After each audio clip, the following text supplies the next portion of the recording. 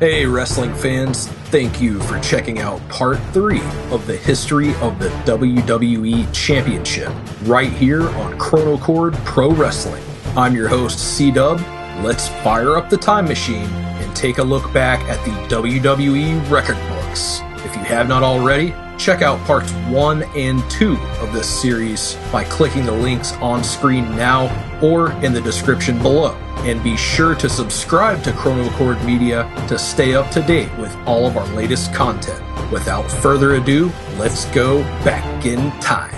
Superstar Billy Graham's tenure as world champion was short, lasting under 1 year. However, in that short amount of time, he made an impression on wrestling fans the world over with his larger-than-life persona and superhero-like physique. To borrow an old cliché, Graham was often imitated, never duplicated. However, even the brightest stars eventually burn out.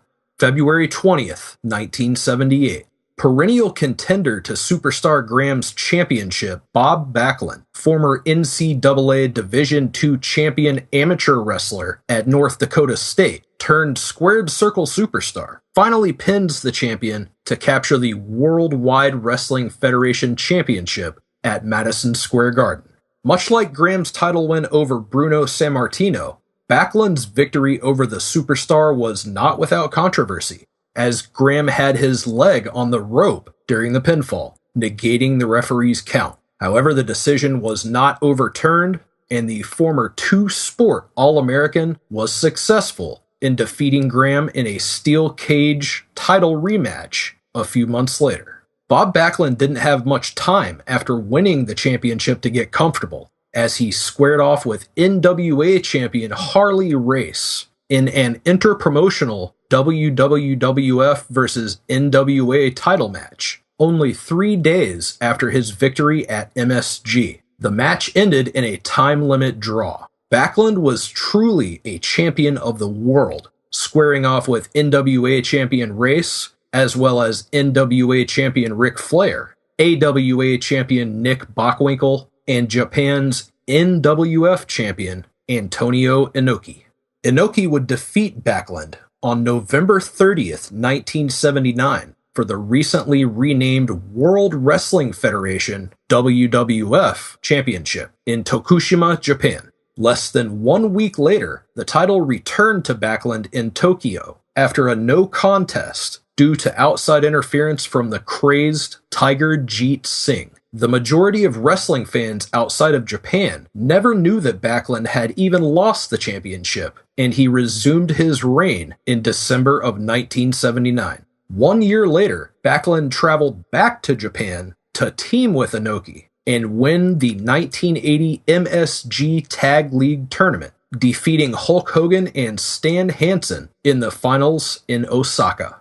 After failing to add to his championship collection with former tag team partner turned bitter rival Peter Maivia in 1978, in 1980, Bob Backlund teamed up with former WWWF World and United States champion Pedro Morales to capture the Tag Team Championship from Afa and Sika, the Wild Samoans, at the August 1980 Showdown at Shea Stadium in front of 36,295 fans. Due to Backlund's status as WWF champion and the Federation rules at the time, the tag titles were vacated the next day. A bright young contender named Hulk Hogan gave chase to Backlund's championship in 1980, as well as Intercontinental champion Ken Patera, who was a frequent foe throughout Backlund's reign. Greg Valentine laid claim to the title in late 1981 after a controversial decision in which the referee mistakenly awarded the championship belt to the Hammer at Madison Square Garden. Backlund would continue uninterrupted to be billed as champion and appear with the title outside of the New York area, and would square off with Valentine on November 23rd in a return bout for the supposedly vacant WWF Championship, and again inside a steel cage at the Spectrum in Philadelphia in January of 1982. Bob Backlund continued his World Wrestling Federation Championship reign into 1982, defending the title against contenders Jesse the Body Ventura Adrian Adonis, Don Morocco, Bob Orton Jr., and Blackjack Mulligan. In April of 1982 at Madison Square Garden, Backlund met his greatest challenge yet, Superfly Jimmy Snuka.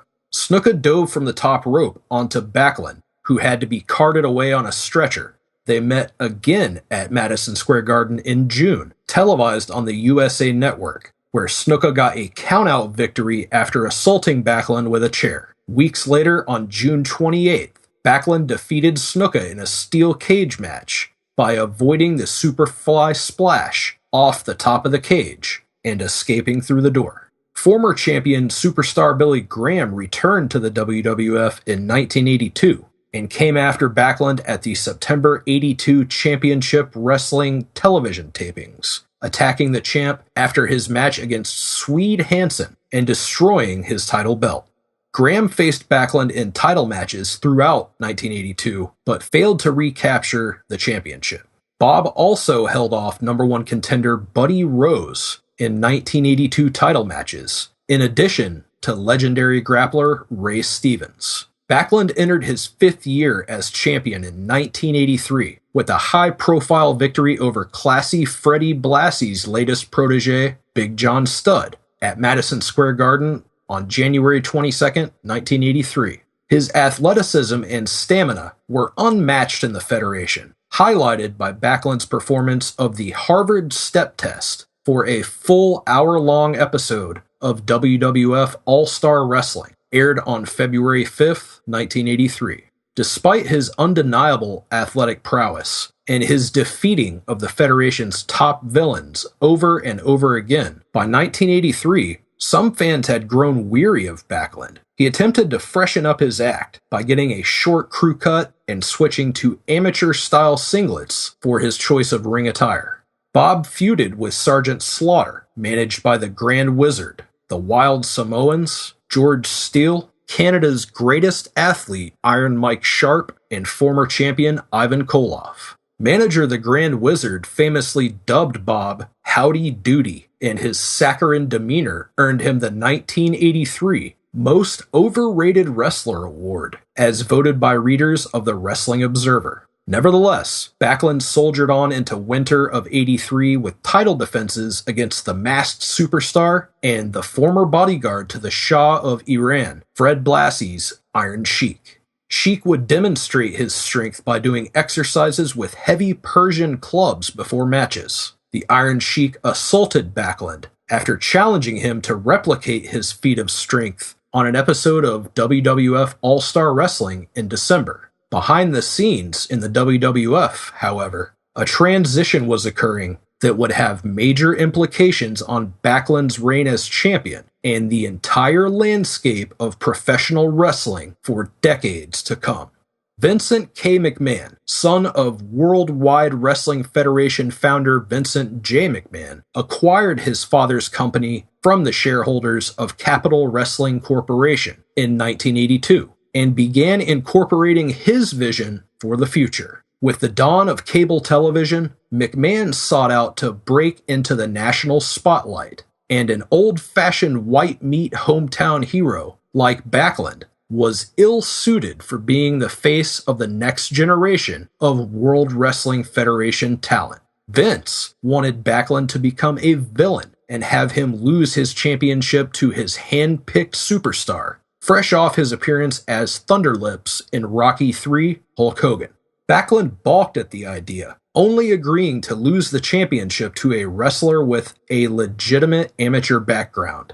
McMahon needed a transitional champion to break him out of the past and into the future. December 26, 1983, the Iron Sheik defeated WWF champion Bob Backlund for the title at Madison Square Garden, after Backlund's manager Arnold Skoland threw in the towel as the champ was locked into Sheik's dreaded camel clutch submission finishing maneuver, signaling the end of a historic 2,135-day reign. Thanks everyone for watching part 3 of the history of the WWE Championship. Be sure to subscribe to Chronocord Media and tune in for part 4, where we begin the Hulkamania era of the World Wrestling Federation. I'm C-Dub for Chrono Cord Pro Wrestling. Don't forget to kick out at 2.